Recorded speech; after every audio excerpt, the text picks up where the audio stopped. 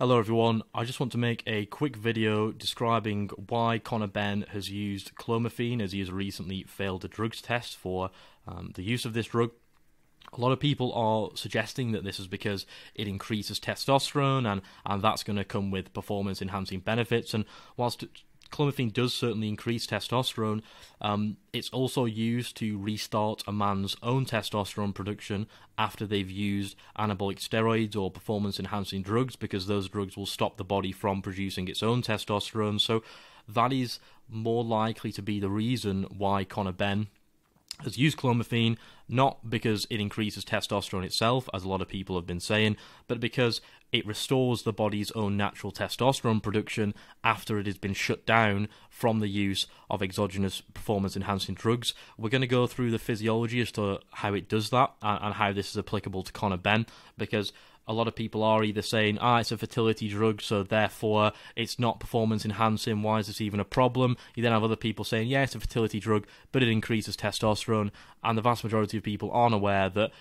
it does both of those things, but it does that through increasing the production of the hormones that stimulate the body's own natural testosterone production. These hormones are shut down when you use testosterone from an outside source in higher doses, and it's also shut down when you use testosterone derivatives that are even better than testosterone at increasing muscle mass, increasing athletic performance, speed, recovery rates, things like that. So we're going to run through this really quick. It's a bit physiology dense for the next minute or two, but just stick with me, even if you're not a biology person. It's not too complex, and it's extremely relevant to the points that we're going to come on to. So on the screen now, you can see the start of the hypothalamic pituitary gonadolaxis, abbreviated to HPGA. This is the physiological system through which your body, the male body, regulates its own testosterone production. On the screen here, you can see testosterone, estrogen, and DHT. Testosterone is the primary male hormone. It increases muscle mass, it increases athletic performance, it increases bone density. Estrogen and DHT are two hormones that are produced from testosterone. The body has enzymes that converts testosterone into these two hormones. At the top here, you can see hypothalamus. This is a region of the brain. It's generally considered to be the kind of thermostat of the endocrine system, because essentially it is constantly detecting the level of circulating hormone, and whenever a hormone goes too high or too low, the hypothalamus will respond to that by increasing or decreasing the production of other hormones that stimulate the body to produce testosterone, estrogen, and DHT. So at the start of this system here, you can see a little downward arrow next to these three hormones. That just signifies that the level of these circulating hormones has decreased below a certain point. It's got too low. So that has stimulated the hypothalamus. The hypothalamus detects that, and it stimulated the hypothalamus to produce a hormone called gonadotropin releasing hormone. That's abbreviated to GnRH. GnRH travels through a different part of the body, a part of the brain, and it stimulates the anterior pituitary, a gland in the brain, to produce two hormones.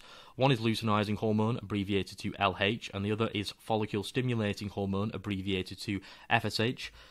FSH then travels to the testes in the blood, and it stimulates the testes to produce sperm cells, and LH travels to the testes again, and it stimulates them to produce testosterone. That increased level of testicular testosterone production leads to an increased level of circulating testosterone, and again, as we said before, because testosterone is converted into estrogen and DHT, it leads to an increase in those hormones too. These hormones then enter the blood, travel around the body, exert their action, and they bind to what are called receptors. Receptors are proteins that are found inside cells. Hormones bind to them, and once that receptor is activated, it then goes off and fulfills the or exerts the actions that are typically associated with these hormones. So, for example, testosterone binds to the androgen receptor, and then the androgen receptor will go off and it'll stimulate muscle growth, which is really good for recovery. It stimulates certain other intracellular pathways that lead to increased rate of which muscles can contract, increased force at which they can contract. So, it obviously does a lot more than that, but when testosterone binds to its receptor, it's the receptor that fulfills the function of testosterone, and this kind of receptor theory becomes very, very important in a moment. So the decreased level of testosterone and estrogen has led to kind of a downstream cascade, which has led to the testes producing more testosterone. The hypothalamus then detects this increase in circulating testosterone and it stimulates it to decrease the production of GnRH, because we can see here the circulating level of testosterone, estrogen, and DHT has gone up. The hypothalamus has now detected that that's gone up, so it is now decreased the production of GnRH to account for that. Decreased production of GnRH leads to decreased FSH production and therefore decreased sperm cell production, and it also leads to decreased LH production, which leads to decreased testosterone production.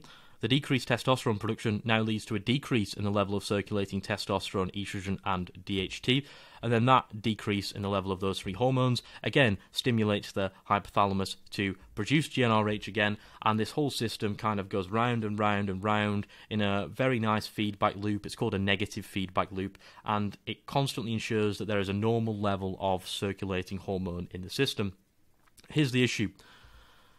People take testosterone exogenously in significantly higher quantities than the body naturally produces because it is a performance-enhancing drug. As I said before, it increases muscle mass, it increases recovery from exercise, it increases the rate and force at which muscles can contract, which makes people hit harder, they're quicker. So when people take exogenous testosterone, if you think of this system, it's all dependent upon the level of circulating testosterone, estrogen, and DHT. If you take high levels of testosterone from an outside source, the hypothalamus, this thermostat that is constantly detecting the level of circulating testosterone, estrogen, and DHT, and increasing or decreasing the level of the other hormones that lead to testosterone production, is constantly going to get the signal that there's enough testosterone if you're taking very high doses from an outside source. So because of that, the hypothalamus is always getting the signal there's enough. It therefore stops producing GnRH entirely, and that leads to LH and FSH production being switched off entirely. So when you take testosterone or testosterone derivatives that act like testosterone from an outside source in very high quantities, this entire system gets shut down completely, and your body stops producing its own testosterone, which essentially means that the testes just don't really do anything anymore. They also stop producing sperm as well. And you can see this on a blood test. So when someone takes exogenous testosterone or other testosterone derivatives, anabolic performance-enhancing steroids, you can always see this on a blood test because luteinizing hormone and follicle-stimulating hormone will always be suppressed. They'll always be shut down. This was for a different topic, this slide, but TRT just means testosterone replacement, so the use of testosterone exogenously. And you can see LH and FSH are undetectable, and this leads to the suppression of a person's own natural testosterone production. And this is important because when you then take away the exogenous testosterone or the exogenous anabolic steroid production, LH and FSH, the hormones that stimulate the own body to produce testosterone and sperm cells, they're suppressed. So you remove the testosterone, but your body isn't producing its own testosterone anymore. That's very bad, essentially, because it means that as soon as the exogenous testosterone has left your system, you're going to be left with no testosterone at all. It can oftentimes take months after months for the body's own testosterone production to come back online on its own after these drugs are taken away. So a man may go months and months without assistance with low testosterone levels. And if you're an athlete and you need to be quick, you need to recover fast, you need to have endurance, etc., having extremely low testosterone levels is not good. So what do athletes do about this? When they are coming off of a performance-enhancing drug cycle, how do they get their own testosterone production back online quickly? Well, they often use a drug called Clomiphene. Now, if you recall back to when I said about the receptor theory as to how hormones bind to a receptor, and then it's the receptor that goes off and exerts the function that's associated with the hormone, Clomiphene is a drug that binds to and blocks to estrogen receptors in the brain.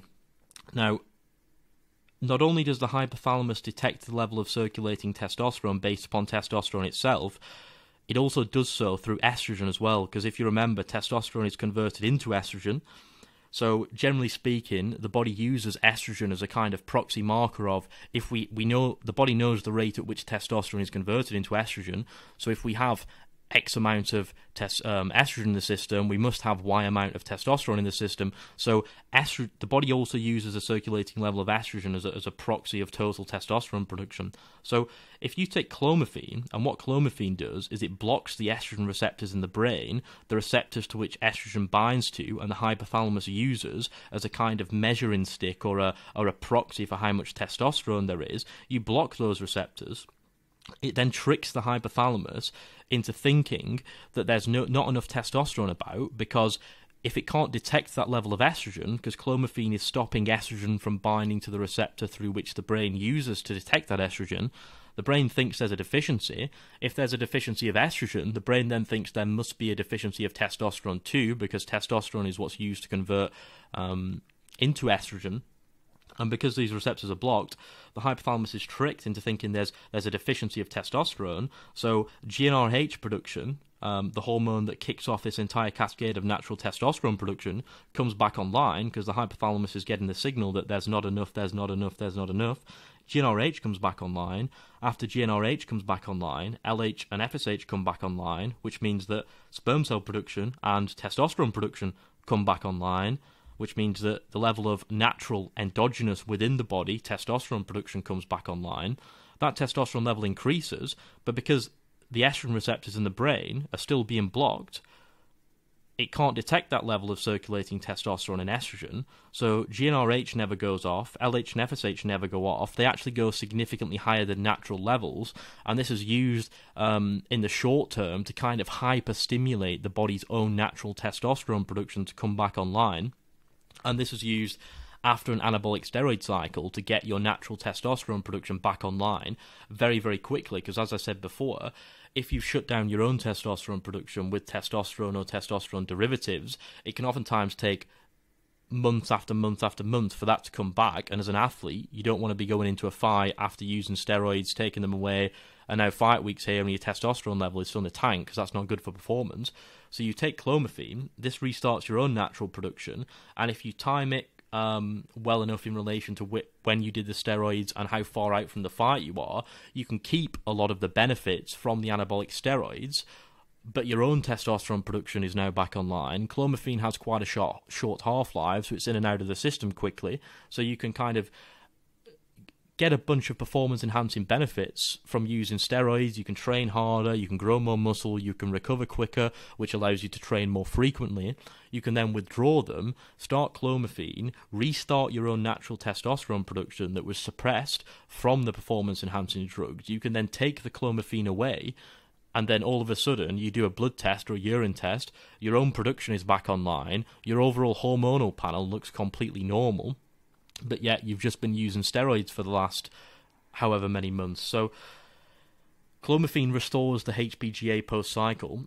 Yes, clomiphene does increase fertility and testosterone because it increases LH and FSH, the hormones that stimulate the body's natural testosterone production. However, its main function within this context is to restart natural testosterone production after an anabolic steroid or PED cycle, not to increase fertility or testosterone. So in this situation, Clomid isn't the PED itself. It is likely being used to recover from actual past PED use or recent PED use, and that is likely why Conor Benn used clomiphene, not because it enhanced his performance directly, but because it was a way in which to recover his own natural hormone production after he had previously used PEDs that suppressed his own hormone production. Now, I'm not making this video to kind of look down upon Conor Benn or say he's a bad person because he's done this.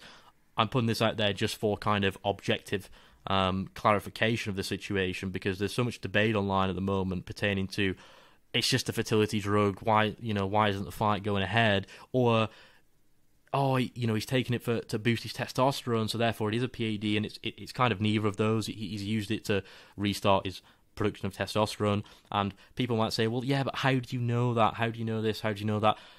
If you know anything about hormone replacement, any of the online communities that surround hormone replacement or anabolic steroid use for performance enhancement, you would know that this is essentially the only reason for which a young, healthy, competitive athlete would ever use Clomid. The chances that Conor Benn, an extremely young, healthy man, has fertility-related issues are extraordinarily low, and even if he did have fertility-related issues, the use of clomiphene for fertility issues are quite low. Generally speaking, a lot of places would now look to medications like HCG or potentially a different type of SERM, so it's unlikely that even if he, in the odd chance that he had a fertility-related issue, he would be prescribed Clomid anyway. So, listen, I don't think that people should be hating on him, because if you put a gun to my head and you asked me to guess whether or not Chris Eubank Jr. was using steroids, and if I guessed wrong, I would be shot in the head, I would put my life on Chris Eubank Jr. also either being on steroids or having been on them in the past,